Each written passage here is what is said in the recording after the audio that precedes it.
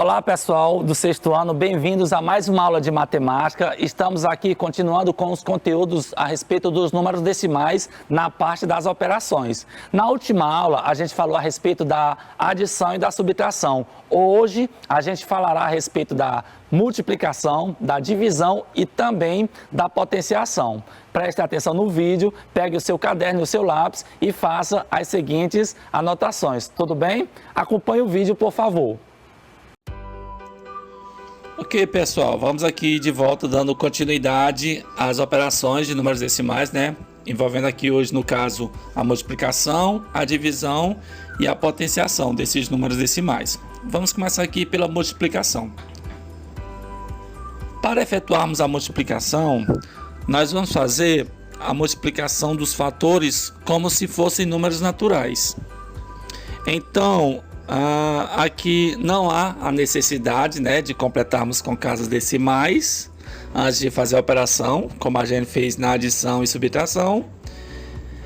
E a gente simplesmente arma a conta, também não precisa ir vírgula embaixo de vírgula. Isso aí é apenas, mais uma vez, para adição e subtração. E vamos fazer a conta como se fossem números naturais, como se fossem os decimais sem a vírgula, tá bom?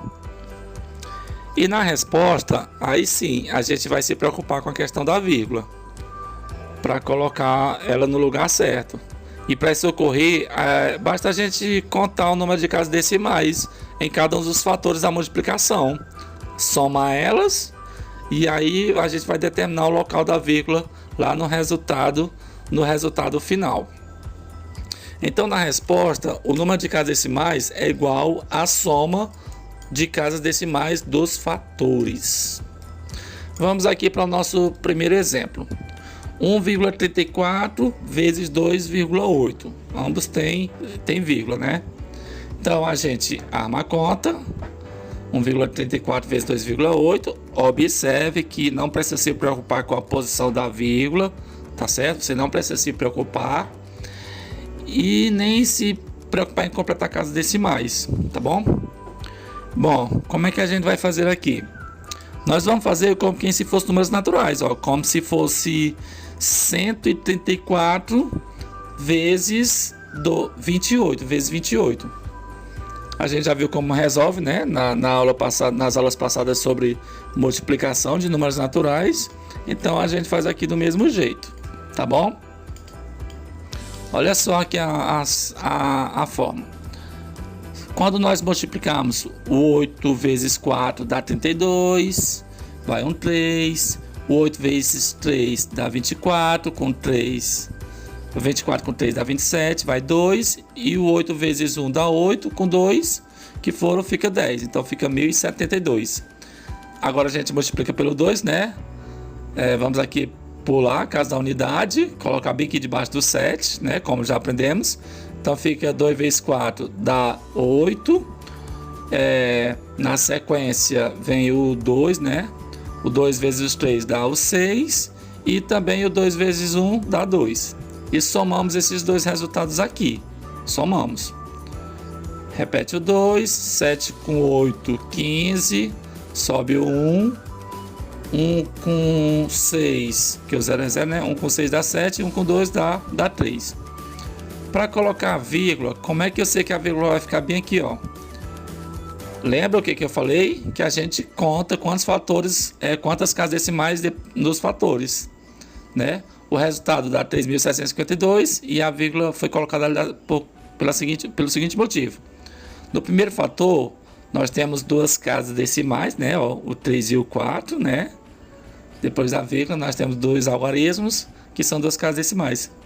No outro fator aqui, a gente tem uma casa decimal, um algarismo, depois da vírgula. Então, uma casa decimal. Então, na resposta, quantas decimais vão ter?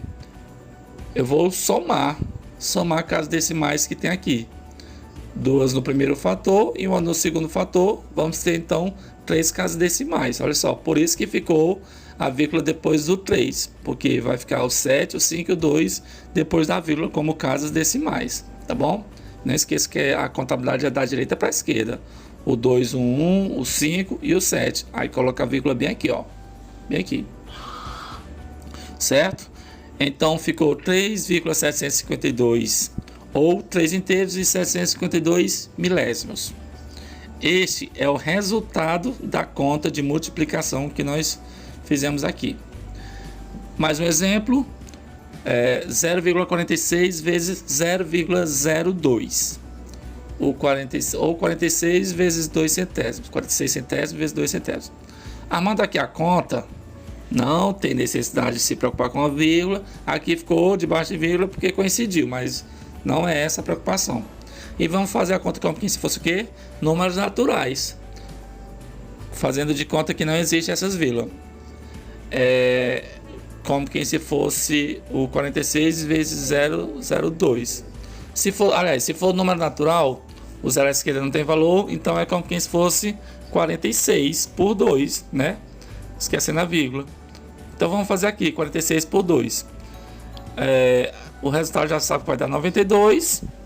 Só que agora na resposta eu preciso ter no total 4 casas decimais, ó, porque aqui no primeiro fator nós temos 2 casas decimais depois da vírgula, e no segundo fator nós também temos 2 casas decimais.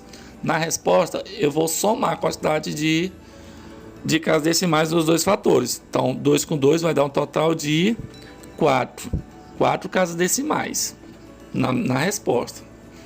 Mas aí vem a questão que o resultado aqui deu 92. Como a gente tem que contar da direita para a esquerda, bora ver o que a gente vai ter que fazer aqui. A gente vai precisar fazer o que? A gente vai aqui, nesse caso, a gente vai ter que colocar 2 zeros para completar as casas decimais. Para aqui para o lado da esquerda, do número decimal. Então, olha só como é que ficou. Para poder garantir que tenha 4 casas decimais, a gente coloca a vírgula aqui. E lembrando que na parte inteira eu tenho que ter algum algarismo, não é verdade? Como não ficou nada, então eu vou colocar 0 aqui. Então a resposta ficou 0,0092 ou 92 décimos de milésimos. Este é o resultado da minha conta de multiplicação. Agora, antes da gente ir para a divisão, a gente vai ver aqui na potenciação, tá certo? Vamos ver a potenciação, já que a potenciação é um caso da multiplicação. Lembrando que potenciação é o quê? É uma multiplicação de fatores iguais, certo? Então, com números decimais, vai funcionar da mesma forma. Inclusive, aquelas propriedades que a gente aprendeu nos números naturais, multiplicação de potência de mesma base, conserva a base, soma os expoentes e aquelas outras propriedades vão ser utilizadas aqui também, para quando a gente tiver números decimais nas bases. E também aquelas potências especiais, com expoente 0 e 1, tá bom? Todas as propriedades de potência que a gente viu para números naturais continuam falando aqui para a potenciação de números decimais. A multiplicação, a divisão, a potência de potência, tudo continua valendo para quando a gente estiver utilizando números decimais na base, ok? Por exemplo, eu quero fazer 1,2 inteiro, 1 inteiro e 2 décimos elevado ao quadrado. Como é que eu resolvo? Isso aqui é uma multiplicação de fatores iguais. Quantos fatores iguais? 2 fatores iguais. Cada um deles é correspondente a 1,2. Lembrando, a base me diz qual é o fator que se repete e o expoente vai me dizer quantas vezes a base vai se repetir em uma relação de multiplicação, tá bom? Então será a conta 1,2 vezes 1,2, que eu não vou aqui nesse momento fazer a conta abaixo, que a gente já viu como é que faz para ver a armação dessa multiplicação aqui, tá certo? Então a gente vai fazer 2 vezes 2, que vai dar 144, aliás, 12 vezes 12, que dá 144, e vamos contar 2 casas decimais para determinar onde é que a gente vai colocar a vírgula na resposta. Então vai ficar 1,44, tá certo? 12 vezes 12 dá 144. Aqui tem uma casa decimal e aqui também tem mais uma casa decimal. E tem que ter duas casas, né? Porque somar 1 mais 1, 2. Então ficou duas casas decimais depois da vírgula, tá certo? Olha aqui uma outra situação. 0,5, 5 décimos, né? Elevado ao cubo. Então o que é isso aqui? Isso aqui é uma multiplicação de 3 fatores iguais a 0,5, né? Olha só como é que vai ficar o 0,5 3 vezes. Então, a gente vai multiplicar 0,5 vezes 0,5 vezes 0,5, né? E se fizermos como quem se fosse números naturais, seria 5 vezes 5 vezes 5, né? Se se preocupar com a vírgula, quanto é que daria? 125. Que no caso aqui, determinando o local da vírgula, você vai ver que a gente contou 3 casas decimais, ó. 1, 2, 3, né? Já que cada fator tem uma casa decimal, então lá no resultado a gente conta no final. Observe só. Na resposta nós temos que ter 3 casas decimais, repito aqui. E então está aqui, ó, 1, 2, 3, a vírgula vai ficar aqui. E para que o espaço dos números inteiros não fique nada, a gente completa com qual número? A gente completa com o número 0. A gente completa com o número 0. Resultado, 0,125, que é 125 milésimos. Aqui nós temos uma potenciação em que o expoente é 0, tá certo? Qual é o resultado dessa potenciação?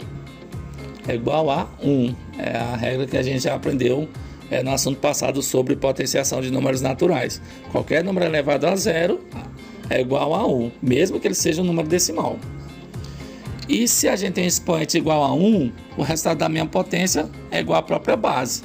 Então, 0,2 elevado a 1, você simplesmente repete. A mesma regra que vale para número natural, vale também para número decimal. Bem, e agora vamos aqui para a última parte, que é a parte de divisão de números decimais. Primeiro, a gente viu lá nos números naturais que eu tenho as divisões exatas, na verdade, em que o resto é 0, vocês sabem muito bem disso, e tinha aquelas divisões não exatas, que são aquelas divisões em que eu tenho um resto diferente de 0, né? Quando acontece de o resto ser diferente de 0, eu posso continuar aqui no caso dos decimais, tá certo? Olha só. Então, a primeira coisa que a gente vai ver é como é que a gente prossegue na divisão, numa divisão não exata de números naturais, tá bom? Por exemplo, ó, essa divisão aqui, olha só, 11 dividido por 4, o resultado dessa divisão aqui no quociente dá 2 e o resto seria 3, né? A gente pararia a conta aqui, dá 2 e sobra 3, porque não tinha mais algarismos para baixar aqui. Então isso aqui seria o resto. Porém, eu posso continuar a fazer essa divisão. O que nós vamos ter que fazer para continuar a dividir? Podemos continuar a divisão colocando uma vírgula no quociente, né? E um 0 ao lado do resto. De novo, coloco uma vírgula no quociente e um 0 no resto. É como se a gente estivesse baixando um outro algarismo aqui, que é o 0. Ele não aparece. É como se a gente colocasse ele aqui, tá? A gente coloca um 0 aqui do lado do 3, tá certo? Para poder continuarmos a divisão. Então, lembrando, coloca uma vírgula no quociente e o 0 no resto da divisão, até onde a gente tinha ido. Então, já aqui vendo, mostrando ela como é que ela se desenvolveu, até aqui foi onde a gente tinha feito a conta e tinha encontrado 2. O que a gente faz então para continuar a divisão? Vamos colocar a vírgula, tá aqui, e colocar o 0 ao lado do 3 aqui. Vai formar o número 30. E aí a gente vai dividir 30 por 4, vai dar 7. 7 vezes 4 dá 28, tá aqui. Aí eu fazendo a subtração, 30 menos 28 sobra 2. Lembrando que o resto da divisão sempre tem que ser menor que o divisor. tá bom? Se for igual ao maior, é porque não seria o 7, seria um número maior. Bem, aí o que a gente faz para continuar a dividir? Fica o resto 2. O que eu vou fazer? Eu vou colocar um outro zero aqui, certo? Não há necessidade de colocar outra vírgula aqui, né? Até porque vocês sabem que todo mundo só tem uma vírgula, né? Só para a primeira ocasião a gente coloca, para o primeiro zero. Então a gente colocou o zero aqui para continuar a divisão e vamos dividir 20 dividido por 4.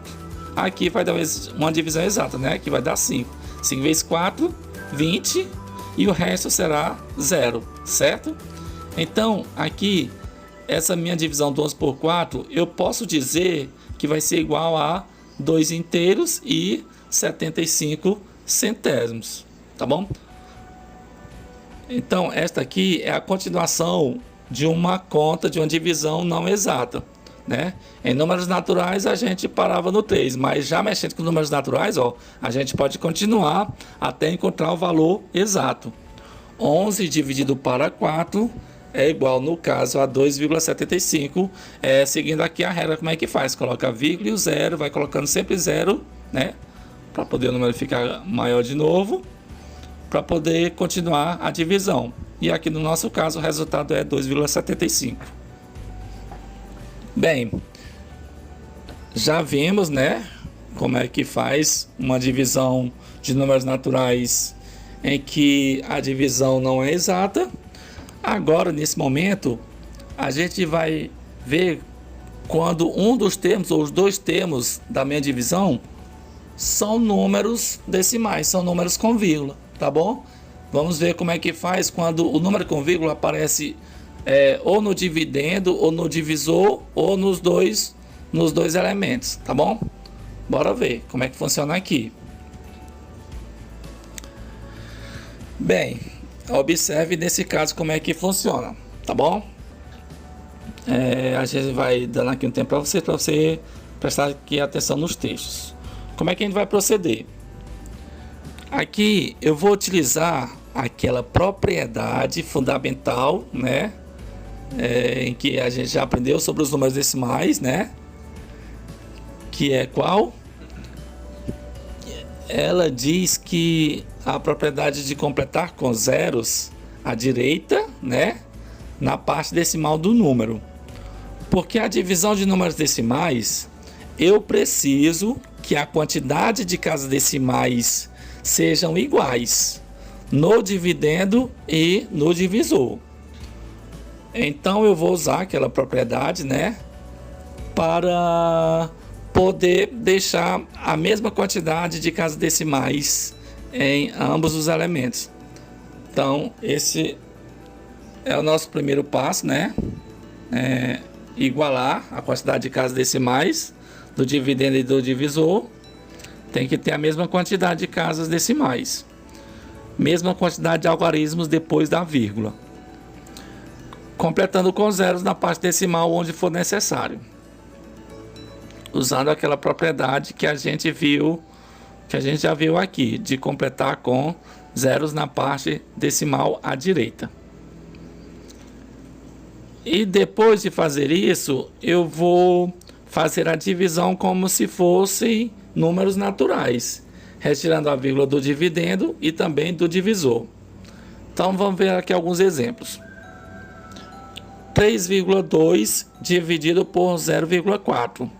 3 inteiros em 2 décimos dividido por 4 décimos. Então a primeira coisa que a gente vai ver é se os números de casas decimais são iguais. Aqui você já vai ver que são iguais, né? Agora o que é que eu vou fazer? Eu vou eliminar a vírgula desses números e vou dividir como quem se fosse números naturais. Então, como aqui o número de casas decimais é o mesmo, então já passamos direto a eliminar a vírgula. Vamos tirar a vírgula daqui e daqui e vamos fazer a divisão como se fossem o número 32 dividido por 4. Tá certo? Olha só.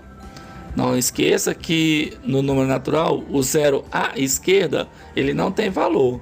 Então é 32 dividido por 4. que vai dar quanto?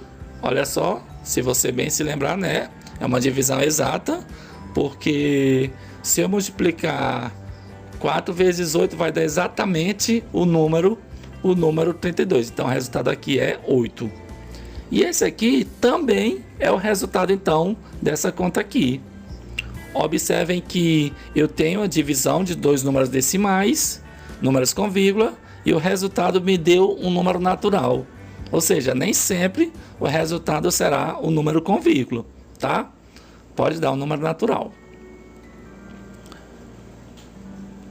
Mais um exemplo, 35 centésimos, 0,35 dividido por 5. Primeira coisa é verificar se a quantidade de casas decimais do dividendo e do divisor são iguais. Aqui a gente tem duas casas decimais depois da vírgula no dividendo. Já que no divisor eu tenho um número natural.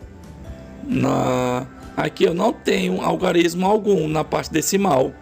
A vírgula do número natural está depois da unidade, né? Então está depois desse 5. A vírgula estaria aqui, ok? Então o que eu vou fazer?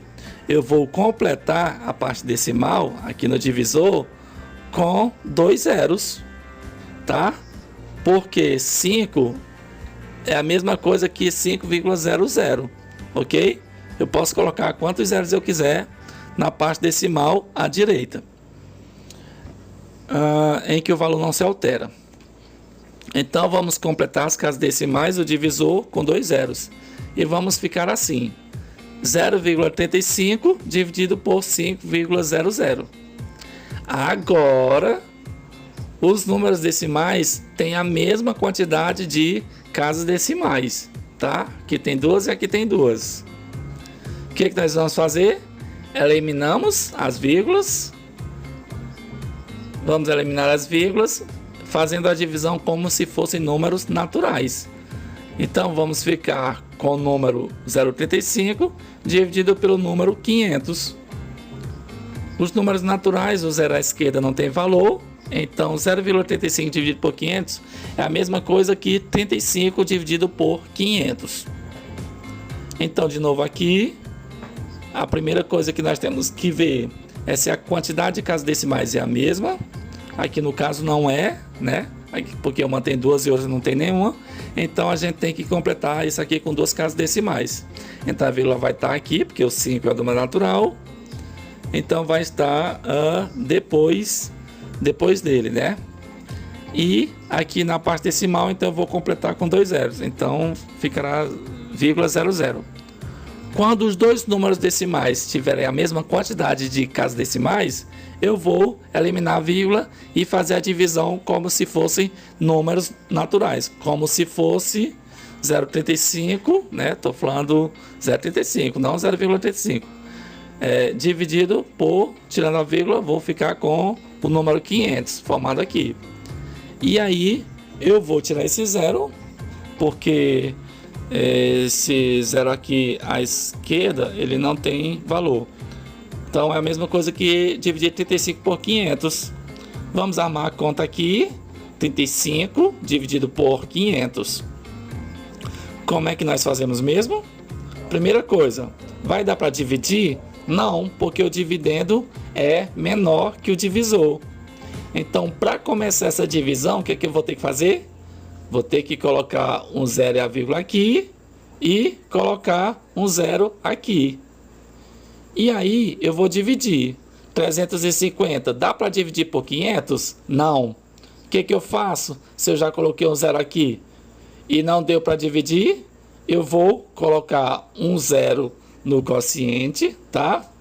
Mas é só se depois de eu colocar o zero, o número formado não der para dividir, como é o que aconteceu aqui. 350 por 500 não deu para dividir, então vou colocar um zero aqui. Qual é o próximo passo? Colocar um outro zero aqui. E aí eu fiquei com 3.500. Agora sim, 3.500 dividido por 500 eu consigo fazer. Vai dar 7 vezes. Porque 7 vezes 500, ou 500 vezes 7, vai dar 3.500. Fazendo a conta aqui, vai me restar 0. Então, o resultado da conta 0,85 dividido por 5 vai ser igual a 0,07, 7 centésimos.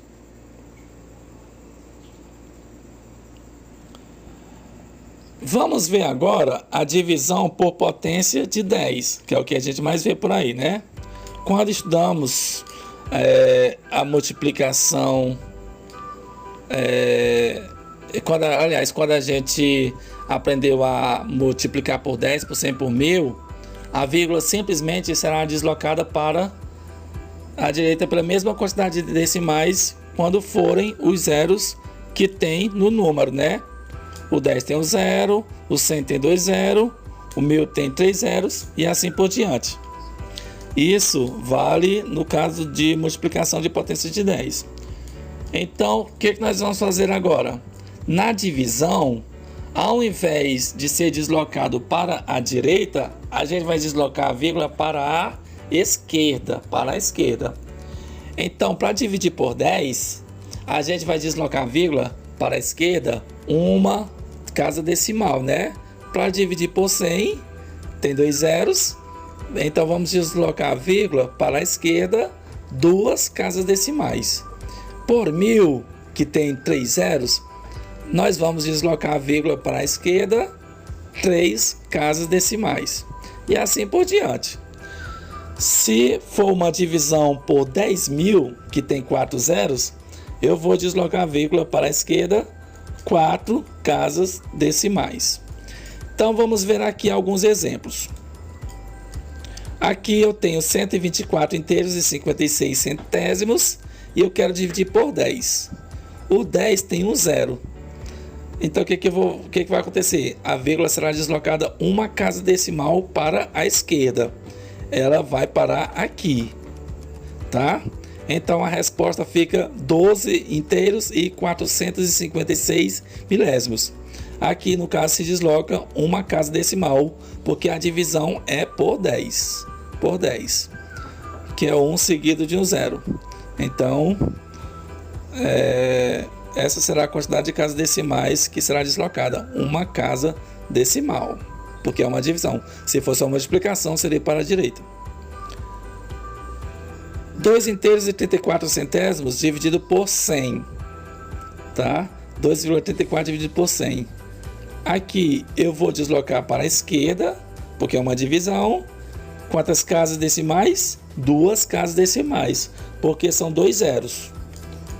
Mas observe que aqui eu só tenho uma casa decimal. Então o que eu vou fazer? Assim como eu posso tirar o zero da parte inteira à esquerda, aqui me é conveniente colocar zeros aqui. Então, por exemplo, eu vou colocar mais 2 zeros aqui para poder deslocar a vírgula. Ó, se eu colocar 2 zeros aqui na esquerda, 0, 0, 2, 3, 4, o que vai acontecer? Agora a vírgula, ó, que estava aqui depois do 2, vai poder deslocar 2 casas para a esquerda. Ó, 1, 2. Então a vírgula vai ficar aqui, certo? Então aqui no caso foi deslocado 2 casas decimais. Tudo bem? Então é isso, pessoal. Vimos aqui a respeito da multiplicação, divisão e potenciação de números decimais. Bora lá! Ok, pessoal, espero que vocês tenham aprendido a respeito dessas 3 operações, multiplicação, divisão e potenciação, e assim você possa dar continuidade ao aprendizado dos conhecimentos. Muito obrigado pela atenção e até a próxima. Tchau, tchau!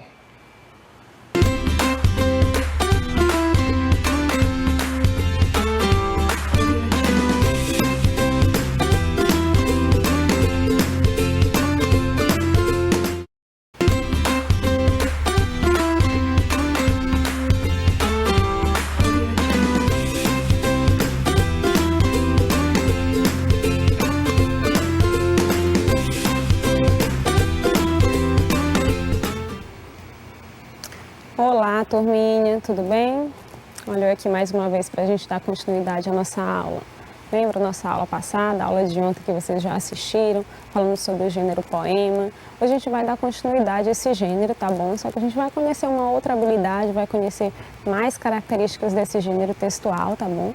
E eu espero que vocês estejam prestando atenção para aprender realmente, tá bom? Fizeram aquela atividadezinha que eu pedi na aula passada? Folhear o livro de vocês à procura de outros gêneros textuais, à procura do poema, para tentar identificar e perceber a diferença entre eles? Espero que sim. Parabéns para quem fez. Para quem não fez ainda dá tempo, tá? Porque a gente ainda tem umas aulas sobre esse gênero. Vamos lá? Vamos começar?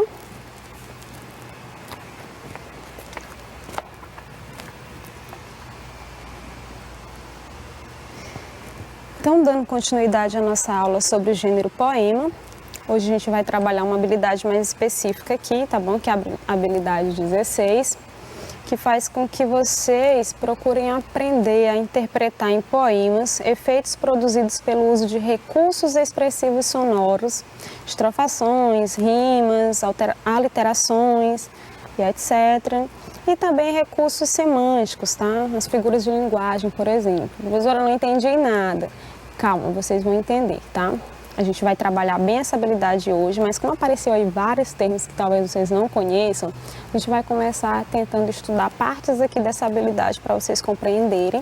E aí depois a gente revisa o nosso gênero poema, conhece um pouquinho mais sobre ele e faz umas atividadezinhas para ver se deu certo, se compreenderam, tá bom? Vamos lá? Eu já quero começar apresentando alguns conceitos importantes aqui, que aparecem ali na nossa habilidade. Talvez vocês não conheçam, a gente vai conhecer hoje, tá bom? O primeiro conceito que eu quero que vocês entendam é o conceito de aliteração, tá bom? O que é aliteração? A aliteração, gente, é a repetição das mesmas sonoridades numa série de sílabas ou palavras. Traduz aí, professora, que eu ainda não entendi. Olha esse exemplo. A brisa do Brasil beija e balança. Vocês perceberam que aí nessa frase a palavra a letra B se repete em quase todas as palavras, às vezes até duas vezes, né? Então olha aí, brisa, olha o B, Brasil, olha o B de novo, beija, olha o B de novo, balança, mais uma vez ele aparecendo, tá? Então essa repetição de consoantes, digamos assim, é o que a gente chama de aliteração. Guarda esse conceito aí que a gente vai precisar dele daqui a pouco, tá bom? O outro é o conceito de assonância, tá bom? O que é a assonância? A assonância aqui é um tipo de rima imperfeita na qual só há coincidência das vogais. Professora, eu não estou entendendo o que a senhora está querendo dizer. Vamos lá, vamos simplificar. Se a aliteração é a repetição das consoantes, da mesma consoante ali na mesma frase, tá? Nas palavras daquela frase, a assonância é a repetição de vogais idênticas, tá bom? Então, quando você pega um verso, vamos falar logo de poema, né? Você pega um verso de um poema que você lê e percebe que ali tem uma vogal que se repete várias vezes naquele verso, você está diante de uma assonância. Deu para entender agora? Melhorou, não melhorou? Ótimo, guarda esse conceito aí também que a gente vai já precisar deles, tá bom? Rima, lembra de rima? Na aula passada eu falei para vocês. Ainda estão recordando aí? Vamos relembrar? A rima é o processo de repetição dos sons no final de dois ou mais versos. Lembraram? Repetição de sons idênticos, iguais ou parecidos em uma ou várias sílabas, nos finais de duas ou mais palavras. Lembra do poema que a gente leu na aula passada, do Paulo Leminski? Que eu mostrei para vocês algumas palavras lá que estavam destacadas em negrito, que elas tinham uma aproximação sonora. Bom, pois isso é rima, tá? É disso que eu estou falando aqui. Rima é quando você lê um poema e percebe que uma palavra de um verso tem um som muito parecido com uma palavra de outro verso. Então, você está diante de uma rima, tá bom? Então, pessoal, mais alguns conceitos importantes aqui que vocês devem observar, tá? É o conceito da sonoridade. Por que isso é importante? Porque a gente está falando de poema e poema mexe muito com os sons, tá bom? Então, olha só, a sonoridade do poema é construída com a escolha das palavras para criar um ritmo. Lembra que eu falei para vocês, quando a gente lê um poema parece que a gente está cantando? É por conta do ritmo presente no poema, tá? O poeta joga com os sons das palavras, busca sons semelhantes, fazendo com que o leitor perceba uma cadência, uma melodia ao ouvir ou ler o poema. Por que isso aqui é importante? Porque na produção de um poema, por exemplo, o poeta vai escolher ali as palavras, ele vai fazer uma seleção muito minuciosa, não é algo assim de qualquer jeito, tá? Então ele procura palavras que tenham sons semelhantes, porque essa questão da semelhança dos sons dá ritmo ao poema, dá movimento ao poema, e aí por isso parece que a gente está cantando. E aí, quando a gente se depara com a leitura de poema, que a gente percebe a aproximação sonora entre as palavras, a gente começa a perceber ali uma cadência, né, uma melodia, quando a gente lê ou quando a gente ouve o poema, tá? E aí é muito importante vocês observarem isso. Outros conceitos importantes é o conceito de ponto de vista subjetivo e ponto de vista objetivo. Qual é a diferença aí? Lembra da aula passada que a gente comparou ali o poema com a notícia, por exemplo, e aí a gente percebeu que a estrutura é diferente, que a organização é diferente? A linguagem também é. E a linguagem é diferente porque enquanto que o poema trabalha com a subjetividade, a notícia vai trabalhar com a objetividade. Lembram disso? Bom, olha só, o que é então, professor, o ponto de vista subjetivo? Esse ponto de vista subjetivo é a maneira como a gente vê as coisas, tá? A maneira como a gente sente as coisas. É o ponto de vista pessoal, individual, particular. A maneira como eu, professora Nara, vejo algo, sinto algo. Pode ser totalmente diferente da maneira que você vê também, que você sente também, tá? Então, por isso que a gente fala que é um ponto de vista subjetivo. Já o ponto de vista objetivo é aquele que não é influenciado por sentimentos, por emoções ou por opiniões pessoais, tá bom? É um ponto de vista, até eu gosto de falar, quando a gente trabalha com objetividade, é o que é, tá? Não é o que eu acho que é, o que eu penso ser, tá? É o que realmente é. Diferente da subjetividade, tá bom? É o que eu penso ser, é o que eu sinto, tá bom? É como eu vejo, é como eu interpreto, certo? Deu para entender isso aqui?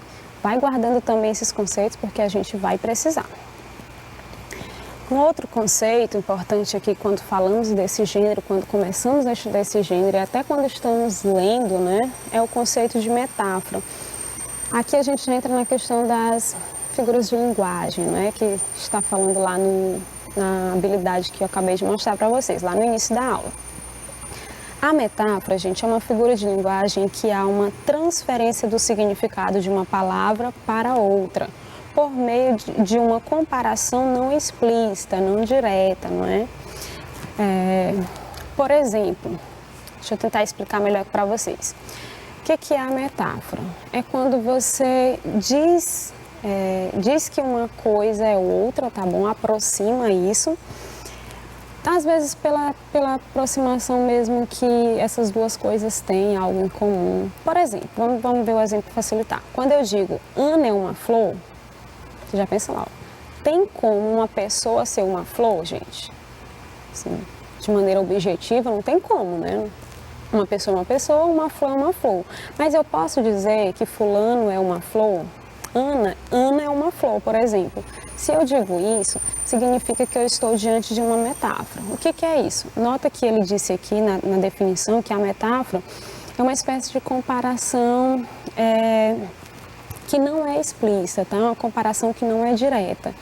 Por que eu disse que Ana é uma flor? Ora, vai ver que é porque a Ana tem as características de uma flor, né? Ela pode ser bonita, pode ser cheirosa, pode ser delicada, tá? Não sei quais são as características da Ana que fizeram com que ele dissesse que ela é uma flor, tá?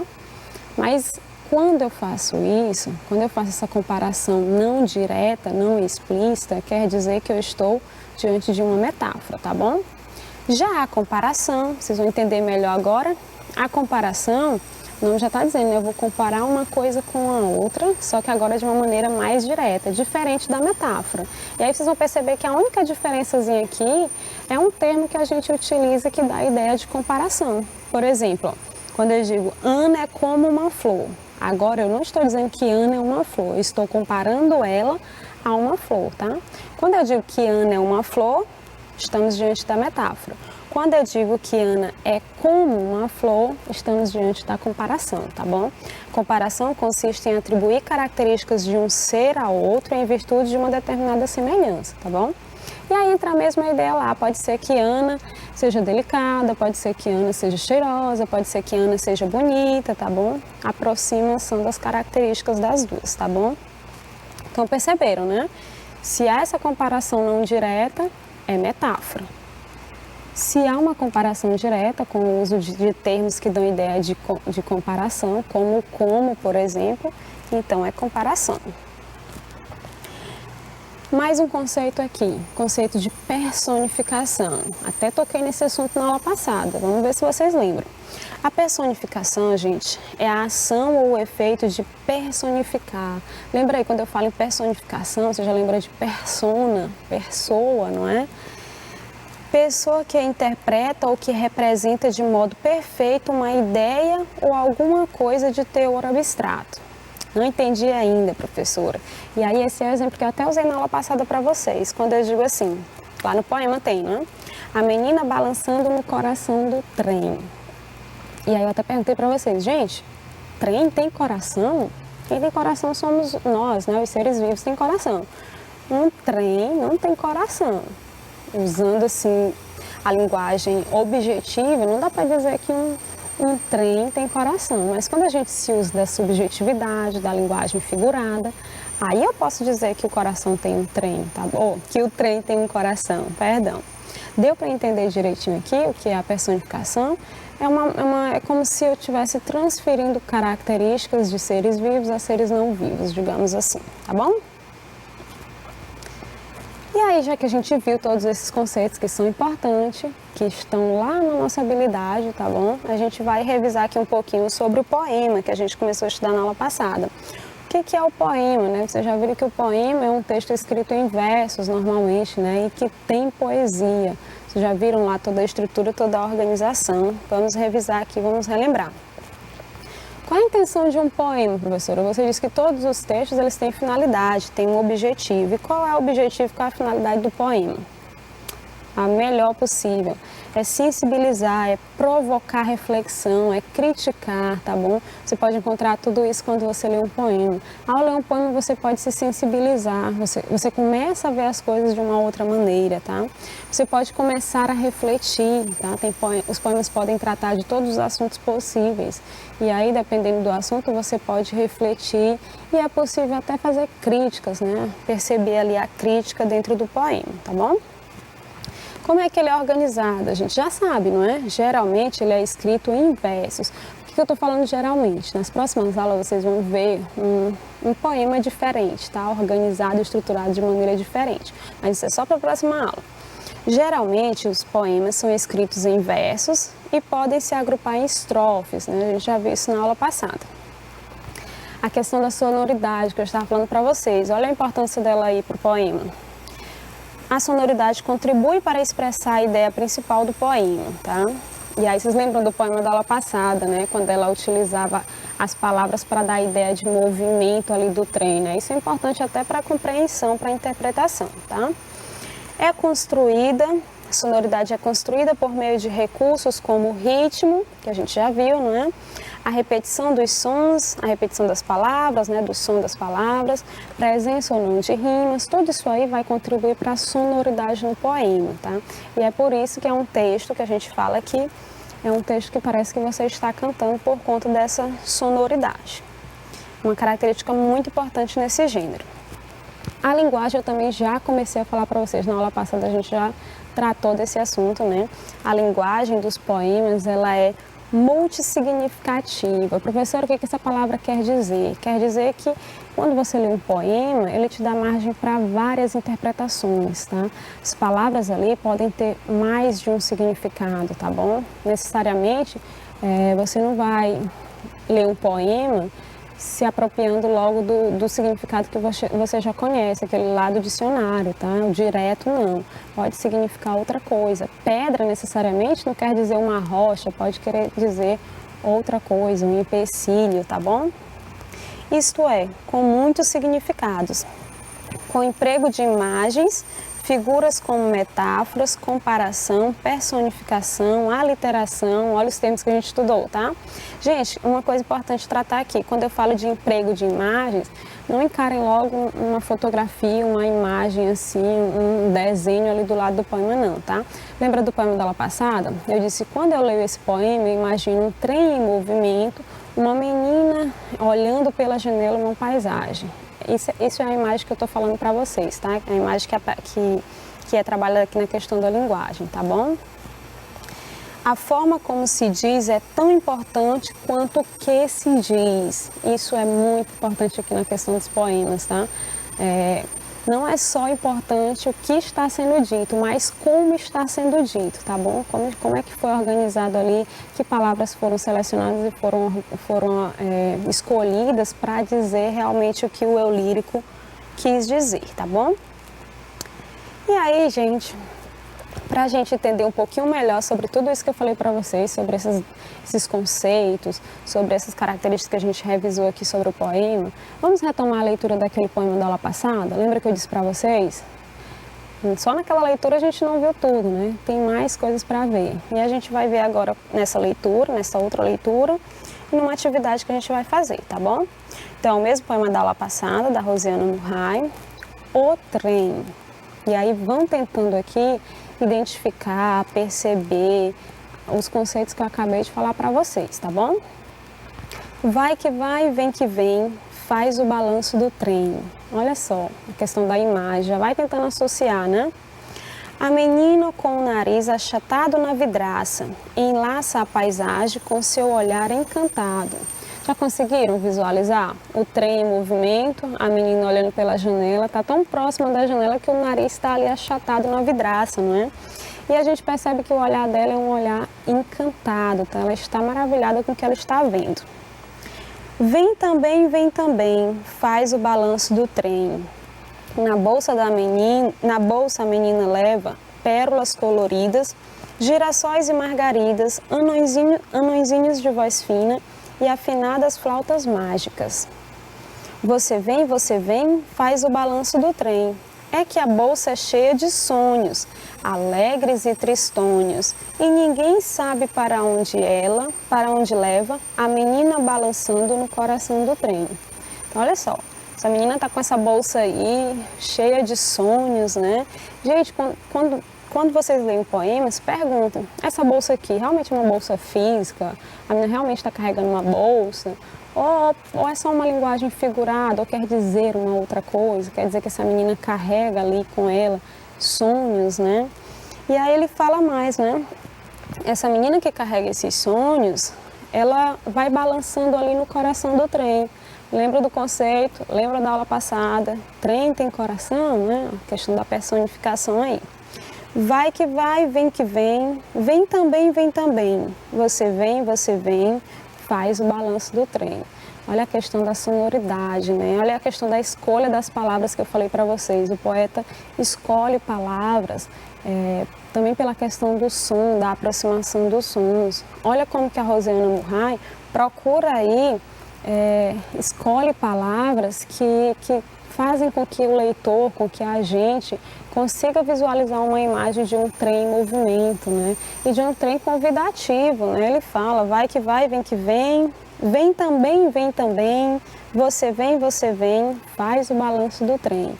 Então, olha tudo aquilo que eu já falei para vocês no início da aula, né? Sobre a questão daqueles conceitos muito presentes aqui no poema, a questão da linguagem figurada, tá bom? A questão das comparações é muito importante, certo? E depois procurem visualizar tudo isso no poema, ler ele com calma, tem no livro de vocês, né? E tentar identificar tudo aquilo que eu mostrei, tá bom? A gente vai retomar nas próximas aulas, não se preocupe. O tempo é curtinho, mas a gente consegue ver tudo. Aí aqui a primeira atividade, né? Vamos lá. Releia estes versos de 3 estrofes do poema O Trem, né? Então, o poema que a gente acabou de ler. Vamos retomar aqui a leitura desses versos. 3 estrofes, né? Vocês conseguem perceber aí, cada uma com 2 versos. Vem também, faz o balanço do trem. Você vem, faz o balanço do trem. Vai que vai, vem que vem. Vem também. Ok? Vamos ver o que ele está querendo com isso. Por que a gente tem que ler isso aí? Há um som que se repete nesses versos. Qual é ele? E aí eu vou voltar aqui. Lembra lá dos conceitos que a gente viu, né? Qual é o som aí que está se repetindo, né? E aí você pode olhar e ver qual é a letra que mais se repete nesses versos. Lembra aí? Lembra da literação que a gente acabou de ver? Exatamente, pessoal, a letra V, não é? A letra V aí está se repetindo, mas não é só a letra V. Nota aí que também, vem, trem, tem outra coisa que se repete aí. O E e o M, né? No final dessas palavrinhas. Então, há um som que se repete nesses versos. Qual é ele? O som representado pela letra V, tá bom? E pelas letras EM.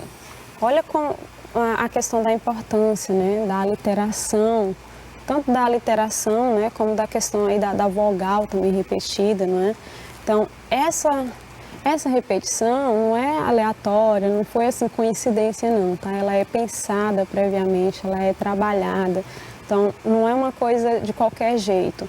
A escritora aí, no caso a poeta, né, ela fez essa escolha para passar, de certa forma, uma mensagem. Então, para que a gente conseguisse visualizar aquela imagem que eu falei para vocês, de um trem em movimento, de uma menina no trem, olhando pela janela, tá bom? E encantada com a paisagem que via e com os sonhos que carregava, tá bom? Então, todo esse trabalho, ele é importante, ele é pensado. Lembra que eu falei para vocês, se você lê poema, você lê qualquer outro texto, tenta também escrever poemas, tá? Se você escreve poema também, você não vai ter dificuldade com nenhum outro texto. Então, esse aqui a gente já respondeu, certo? O som que se repete ali é o som da letra V, tá bom? E das letras EM. E não é uma repetição assim do nada, tá? Não é de propósito realmente, foi escolhida, tá? Em relação a esses versos, pode-se dizer que, em relação a esses versos que a gente acabou de ler, com poucas modificações, os versos são repetidos intencionalmente ao longo do poema. Foi o que eu acabei de falar, não foi? A repetição aí, ela é de forma intencional, né? A poeta sabia o que estava fazendo, né? A Rosiana sabia o que estava fazendo. Ela de forma intencional, tem um objetivo, tem uma finalidade. Na última estrofe, retornam-se os versos iniciais de cada estrofe para avisar o leitor que a menina partiu. E aí, o objetivo é esse? Dá para a gente afirmar isso com certeza? Tem alguma coisa que comprove que essa repetição aí, essa retomada, né, tem como objetivo avisar para a gente, avisar para o leitor que a menina partiu? A intenção é essa? Eu até falei agora para vocês, né, que a intenção dessa repetição era fazer com que a gente visualizasse aquela imagem, né, do trem em movimento, do trem partindo, indo para algum lugar e da menina que está ali, que é a nossa figura importante no poema, né, tanto ela quanto o trem. Então não dá para a gente afirmar exatamente com certeza que o objetivo aí dessa retomada dos versos que estão sendo repetidos é para avisar o leitor que a menina partiu, ok? A repetição do som EM é importante para dar ritmo ao poema? O que vocês acham? Foi exatamente o que eu falei para vocês, não foi? Que essas repetições, essas alterações, assonâncias, essas estratégias aí utilizadas pelo poeta, né, pelo autor, elas têm uma intenção, elas têm uma finalidade. No caso desse poema aqui, a repetição do V e a repetição do EM é para dar um ritmo ao poema. Nota que quando a gente lê, aí vem aquela história que eu falei para vocês, parece que a gente está cantando, né? Porque não se lê, na verdade, se declama, né? Vem também, faz o balanço do trem. Você vem, faz o balanço do trem. Vai que vai, vem que vem. Vem também. Perceberam aí o ritmo, a sonoridade, tá bom? Conseguem perceber isso? Conseguem perceber que ao se utilizar disso, a autora tem uma finalidade importante, um objetivo aí que é dar essa ideia de movimento, né? Então, gente, como resposta que a gente tem aí? Em relação a esses versos, pode-se dizer que apenas A1 e A3 são corretos, né? Com poucas modificações, os versos são repetidos intencionalmente ao longo do poema, né? Pouca modificação, alguns são muito parecidos. E a repetição do som EM é importante para dar ritmo ao poema, assim como a repetição da letra V, não é? Que aparece, do som representado pela letra V. Tranquilo?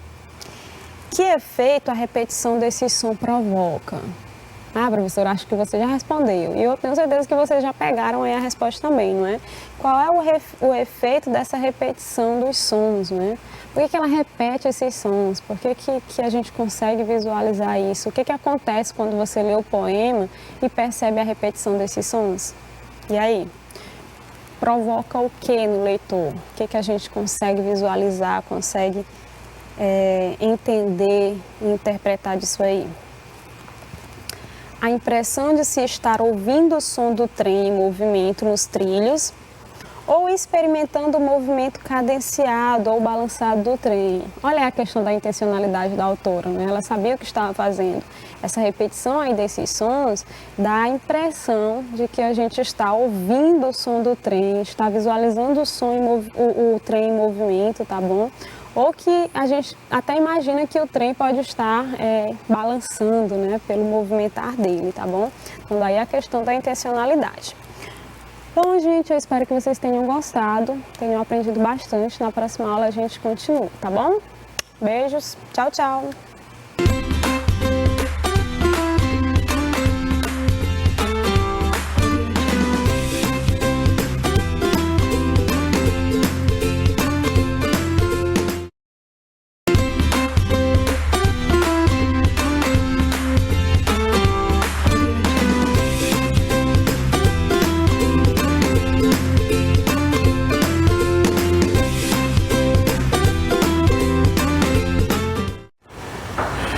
Olá, tudo bem?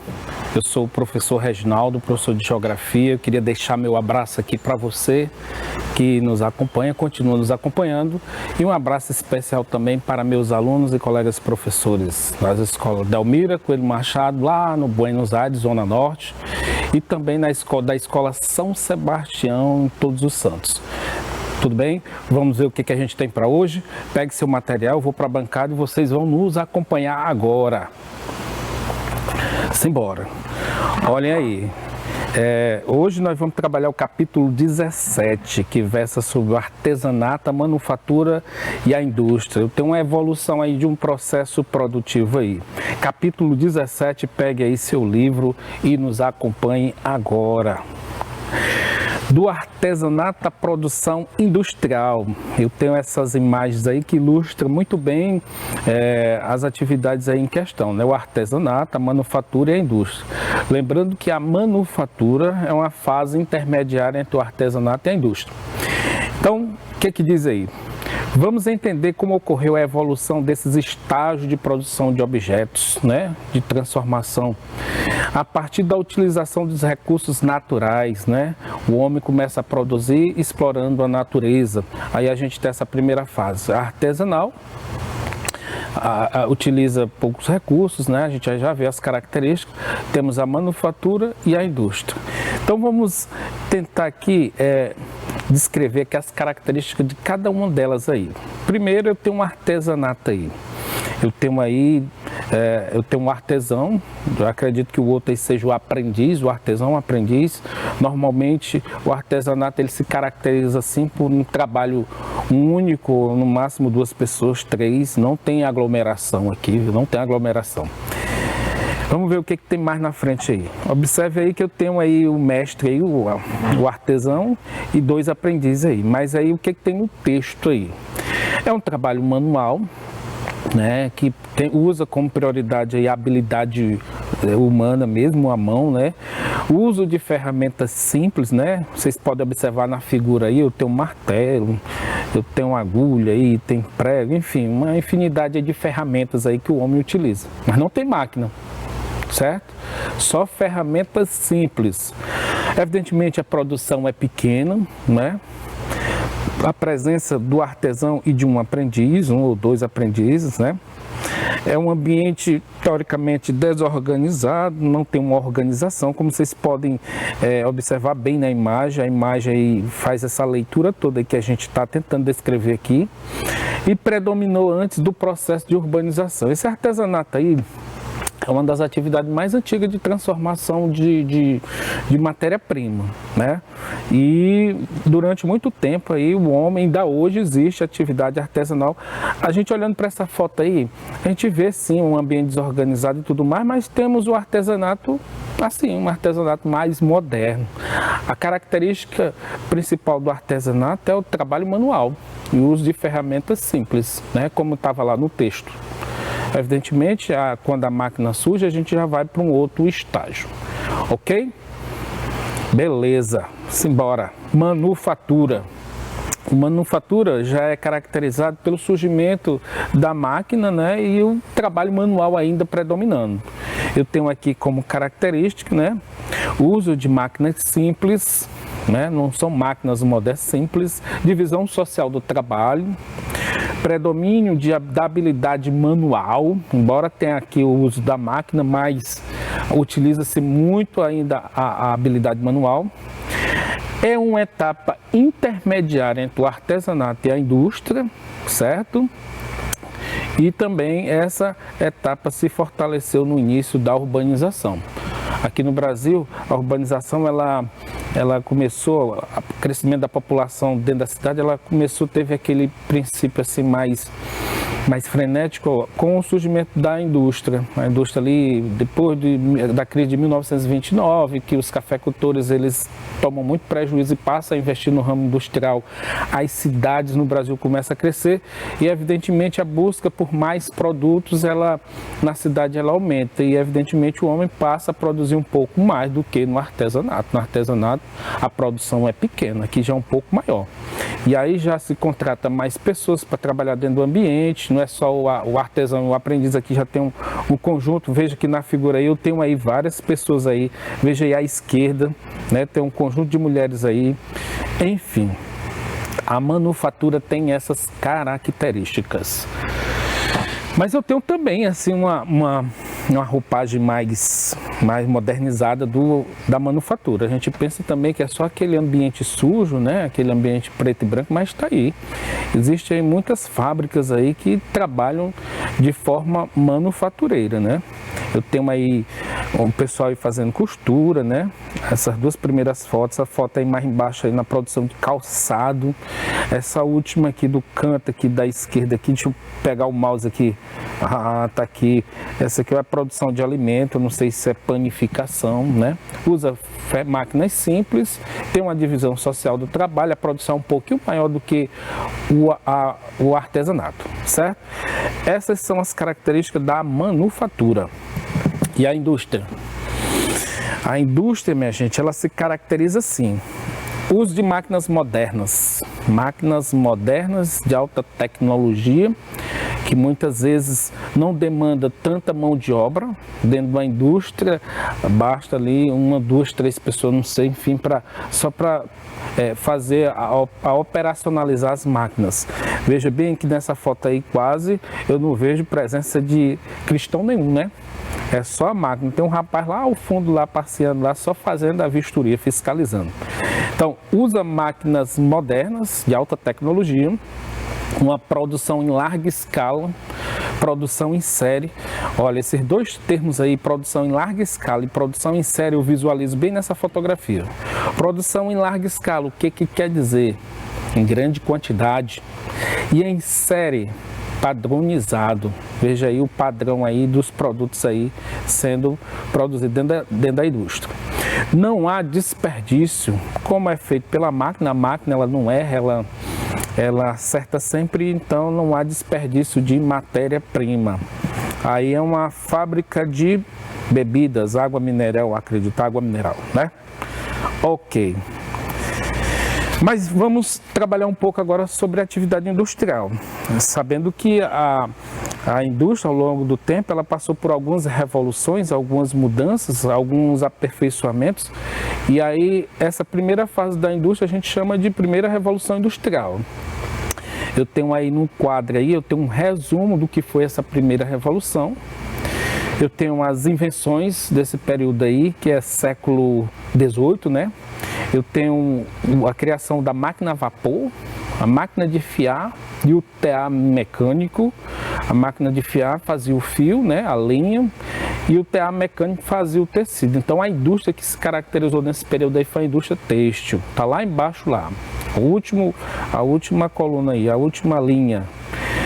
E aí os recursos naturais que eram utilizados, o algodão e o carvão como fonte de energia. Foi no século XVIII, aconteceu na Inglaterra, né? E a fonte de energia é o carvão mineral. Então essas aí são as características da primeira revolução industrial. Vamos lá para a segunda revolução industrial. Vou visualizar aí as características. Veja que eu tenho mais invenções aí, invenções até relativamente uma tecnologia mais avançada. Um avião não é qualquer um que faz, né? Um automóvel, a comunicação aí, o telefone, né? A lâmpada. Veja que eu encontro essa expressão revolução porque tem algumas mudanças que fazem mudar uma estação para outra. Da primeira revolução, que era a máquina de fiar, fazer o fio, e a máquina, o TA mecânico, fazer o tecido. Aqui eu já tenho mais elementos, né, que caracterizam a segunda revolução. Então eu tenho aí as invenções, eu tenho uma lâmpada, eu tenho um fio, né, evidentemente se cria-se a lâmpada, o telefone precisa o fio, né, aí o automóvel, o avião, a fotografia, enfim. Os recursos naturais utilizados aí eram o minério de ferro e o petróleo. O petróleo passou a ser utilizado como fonte de energia. Na primeira revolução a gente tinha o carvão mineral e nesse período aí tem o petróleo, que é utilizado aí tanto nos automóveis como na aviação. O automóvel utiliza gasolina, né? Aí muitos utilizam o óleo diesel. Na aviação eu acredito que é o querosene. Eles processam lá o petróleo e produz o querosene para fazer essa máquina gigantesca e voar. Quando aconteceu, meados aí do século XIX, local, Estados Unidos, França, Alemanha, Japão, né? Fonte de energia, o petróleo e a hidrelétrica. Olha só, a usina hidrelétrica ela passa a fazer parte desse cenário aí, até porque surgiu a lâmpada aí nesse período, né? Ok? E os setores aí que surgiram, o petroquímico, o automobilístico, o metalúrgico, né? O metal também passou a ter uma importância muito grande, e muito que se é produzido aí utiliza o minério de ferro, né? O automóvel, o carro, aí muita coisa. A metalúrgica aí passou a fazer parte desse cenário da segunda revolução industrial aí. Certo? Eu tenho a terceira revolução. Quais são as características dessa terceira revolução industrial? Olhando para a fotografia aí, eu vejo um outro cenário aí. Veja que a participação do homem aí diminuiu, né? Nessa terceira revolução. Eu tenho aí a presença nessa primeira fotografia aí, robôs, né? Evidentemente, quando a gente pensa na robotização da indústria, não é um robô ser humano, mas são braços mecânicos que fazem esse serviço onde o homem tem dificuldade de fazer, em ambientes quentes demais, ambientes insalubres, perigosos, né? Aí eu acredito estar mexendo aí com solda, né? Fazendo aí o transporte aí de algum material pesado, então foi necessário a criação desses braços mecânicos, desses robôs aí. Então vamos lá para o quadro lá que nos mostra melhor as características da terceira revolução industrial. As invenções aí, eu tenho um satélite, a internet, computador, celular. O celular é um objeto novo, né, da terceira revolução industrial. Os recursos naturais aí tem o silício, o tório, o vento, né? Os recursos naturais utilizados, evidentemente esse silício aí ele é muito utilizado em componentes de computador, de celular e tudo mais. O tório já é para a usina nuclear que surge nesse período aí como fonte, né, de energia, urânio, tório. O vento também passa a ser utilizado para se produzir energia eólica, aqueles cataventos gigantescos que tem no litoral aqui do Piauí. Quem vai ali para o Ceará, Tianguá, sobe a serra ali, Tianguá também tem muitas usinas eólicas, e o sol também sendo aproveitado aí para geração de energia. Isso aí faz parte da terceiro pacote da terceira revolução industrial. Quando começou a acontecer isso aí, isso é um processo. A gente coloca aí século XX, especialmente aí 1970, por aí. Local, eu coloquei aqui Estados Unidos e Japão, mas muitos países estão dentro dessa onda aí da terceira revolução industrial, mas os pioneiros são esses aí, Estados Unidos e Japão. eu não posso deixar de fora a Alemanha, o próprio Brasil também produz tecnologia, enfim, muitos países estão nessa onda aí da terceira revolução. O mundo está globalizado, todo mundo faz parte ali do componente dessa terceira revolução. Fonte de energia, eu tenho a nuclear, né, que usa o tório, o urânio, e as renováveis, como eu falei, que usa como recurso natural o vento e o sol, né. A usina hidrelétrica também nunca deixou de fazer parte, né, dessa questão de produção de energia.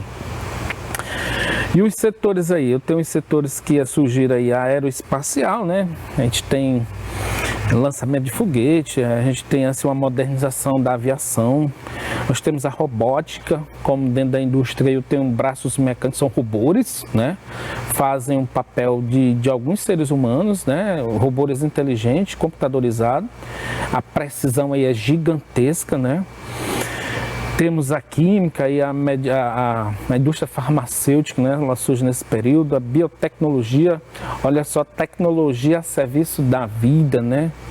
Eu tenho uma mulher aí fazendo pesquisas aí, utilizando instrumento, né, de tecnologia avançada para se produzir alguma, sei lá, participar aí da ciência aí na produção de medicamento ou de cura de alguma doença, enfim. A tecnologia a serviço da vida. Então, essas são as características da terceira revolução industrial. Veja que é uma indústria mais limpa, moderna, né, sofisticada, né, terceira revolução. Tem estudiosos aí que acreditam que nós estamos chegando próximo da quarta revolução industrial. Aí a gente chama de internet das coisas. As coisas passam a ter um sistema de computação, de informação, e que ainda não tem nada produzido em livro didático, mas logo a gente vai para essa quarta revolução industrial e a gente vai estar traçando aqui as características dessa quarta revolução. A internet das coisas, viu? A geladeira um dia vai chegar para você e vai dizer o que está precisando na geladeira. Comida, água, tem lugar que é só luz e água, né? Mas a geladeira vai dizer, a internet das coisas.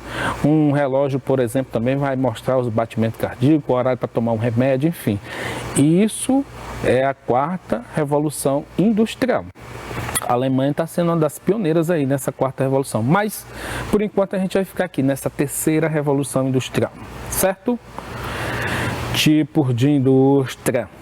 Vamos lá, quais são os tipos de indústrias?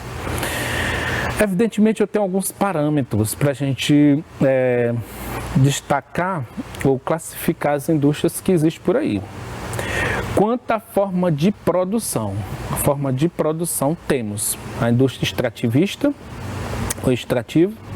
Exemplo, a Vale do Rio Doce, a Samarco, né? Quem lembra aí da represa de Brumadinho, né? Pois é. Indústria de beneficiamento são aquelas que pegam um produto, a matéria-prima e transformam para outras indústrias, né, utilizarem. A petroquímica, Curtum, que trabalha com couro, né? Beleza. A indústria de construção civil, olha, tanto essa parte de extrativismo como construção civil não era classificado como indústria. Ela passa a se enquadrar na categoria de indústria a partir do momento que utiliza máquinas modernas. Essa primeira fotografia aí eu tenho a indústria extrativa, tá fazendo aí a mineração aí de algum produto aí. Quando passa a utilizar máquinas modernas na atividade, a gente classifica como indústria, mas antes não era indústria não, era só atividade extrativa mesmo. E a construção civil também, quando passa a utilizar equipamentos modernos, você passa aí num canteiro de obras, aí você vê tratores, você vê guindaste, você vê muita coisa moderna, que aí a gente passa a classificar essas atividades como indústria da construção, certo? Indústria da construção civil. Antes não era indústria. Aí, como exemplo aí da indústria da construção, tem um sucesso, né? Odebrecht, a Camargo Corrêa. A Camargo Corrêa é uma indústria aqui da construção famosa no centro-sul do país. A sucesso é daqui, né? Todo mundo sabe. Indústria de transformação, eu tenho aí a Onyx Jeans, a Ambev, né? Que pega matéria-prima e transforma, é uma das mais comuns. Beleza? Um outro parâmetro aí, quanto ao uso de matéria-prima, a quantidade de matéria-prima, eu tenho uma indústria leve e a indústria pesada. Observe aí que como indústria leve, eu tenho uma indústria de bebida, de roupa, né, de alimento, medicamento, enfim, indústria leve. Utiliza uma quantidade pequena de matéria-prima. Mas eu tenho uma indústria pesada, aquela que utiliza muita matéria-prima, como a indústria naval, automobilística, de produção de máquinas, enfim. Ok? Veja que de acordo com o parâmetro eu tenho vários tipos de indústria. Um terceiro parâmetro aí eu tenho quanto aos bens produzidos, né? A natureza dos bens produzidos eu tenho a indústria de bens de produção, ou indústria de base, né? As pessoas chamam também indústria de base. Aí tem a siderúrgica, a metalúrgica, a petroquímica. Ela pega a matéria-prima, transforma a matéria-prima para que outra indústria, ela vai servir de base, como o nome coloca aí, vai servir de base para outra indústria, né? A siderúrgica, ela produz o aço, né? A metalúrgica também é da área da produção de ferro, de alumínio, essas coisas. E a petroquímica é aquela que processa o petróleo. Evidentemente, você sabe que o petróleo no estado bruto ele não serve para nada. Ele precisa passar por uma transformação para depois ser utilizado. Eu tenho a indústria de bens de capital, bens intermediários. Ela vai pegar, assim, colocando como exemplo, ela pega aquele produto lá da indústria de base, ela vai transformar em autopeças, ferramentas, equipamento, para ser utilizado por uma outra indústria. A gente chama de indústria de bens intermediários, de capital. Tem a indústria de bens finais, é aquela que já produz o bem que vai chegar ao final para o consumidor. Ela já prepara ali o produto que vai direto para o consumidor.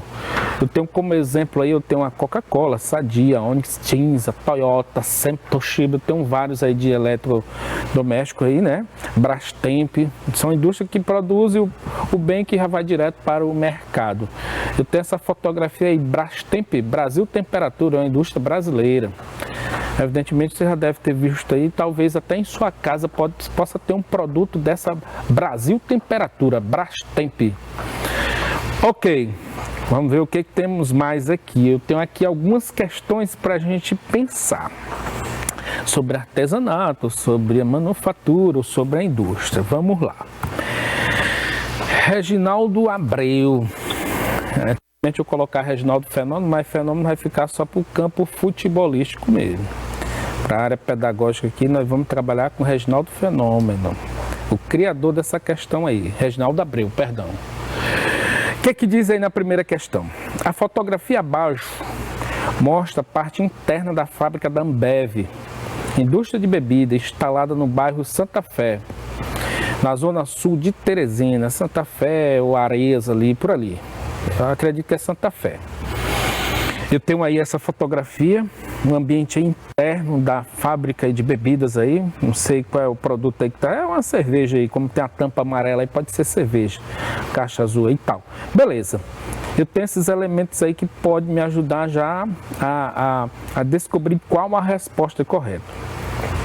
O que diz o comando aqui? Ao reconhecer a forma de produção desta fábrica, é notório que ela se diferencia do artesanato e da manufatura pelo fato de, olha só, esse ambiente aí se diferencia do artesanato e da manufatura pelo fato de, letra A, usar poucas máquinas. Letra B, produzir em série e em larga escala. Letra C, de coisinha, ser um trabalho predominantemente manual. Letra D, usar máquinas simples e muita mão de obra masculina. Olha só. Então, essa atividade aí lá na Ambev, atividade industrial, ela se diferencia do artesanato da manufatura pelo fato de que, minha gente, o que vocês identificaram aí? Eu comentei lá no início aí uma característica da atividade industrial relacionada à produção de bebida. Usa poucas máquinas? Não. Essa questão de usar poucas máquinas aí não tem nada a ver não. Letra B, produzir em série em larga escala. Olha só, isso é uma característica da indústria. Produzir em série, né, padronizado em larga escala. Larga escala significa dizer em grande quantidade. Eu enxergo tudo isso aí na fotografia. Veja que a fotografia ela me deu aí base, me deu suporte para eu identificar a letra B como a resposta correta. A letra C não entra por quê? Ser um trabalho predominantemente manual, isso aí é característica do artesanato. Usar máquinas simples, isso aí é característica da manufatura, certo? Beleza, simbora. Eu tenho aqui a segunda questão, Reginaldo Abreu também, elaborado por mim, leia. Eu tenho aí, quase que eu não enxergo aqui, agora ficou meio ruim, deixa eu modificar aqui. Beleza. Operação Carne Fraca. Lembra, Amanda, da Operação Carne Fraca da Polícia Federal? 2017. Você não chegou a comprar carne daquele jeito lá que o pessoal começou a falar de carne de papelão. O povo inventa demais, eita povo para falar demais. Mas a Operação Carne Fraca é uma operação deflagrada pela Polícia Federal, pela primeira vez em março de 2017, para investigar um suposto esquema de fraudes no Ministério da Agricultura, Pecuária e Abastecimento, MAPA. MAPA aí é essa sigla aí dessa Ministério da Agricultura, Pecuária e Abastecimento. E irregularidades cometidas por grandes frigoríficos de grupos como a JBS, dona da Friboi e da Seara, e BRF, dona da Sadia e da Perdigão. Olha só, eu tenho aí algumas indústrias aí investigada aí por essa operação Carne Fraca aí. Já identifiquei qual é o tipo de indústria aí. Beleza, a intenção é essa. Tomando como base as descrições acima,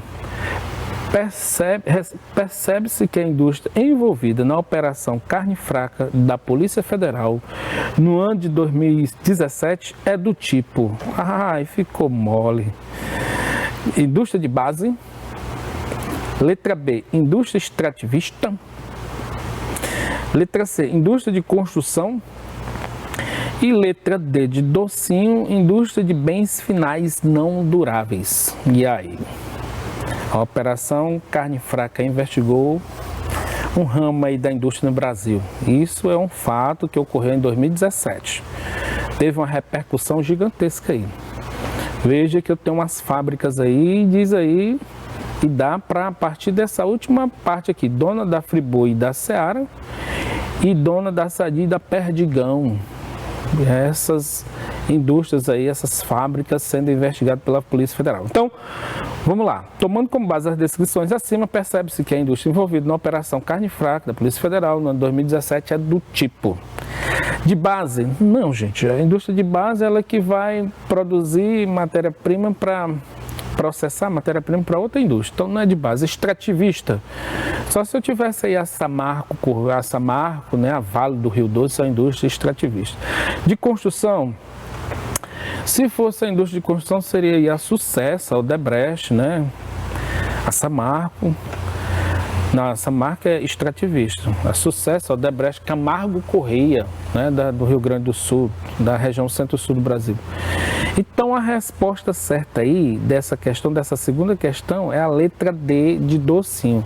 É a indústria de bens finais e não duráveis. O produto que essas fábricas aí são bens que não duram muito. A partir do momento que você utiliza, ela tem uma validade ali muito pequena.